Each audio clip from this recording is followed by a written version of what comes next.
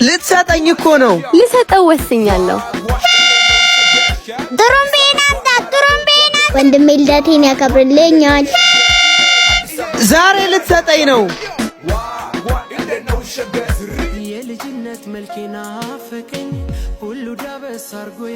አባዬ መጮሻ መኪና አገዛልኝም። ምን ሰርቼ እንደማበላ ታውቃለህ? ጨምላቅ ሂድ ግባ። መኪናዬን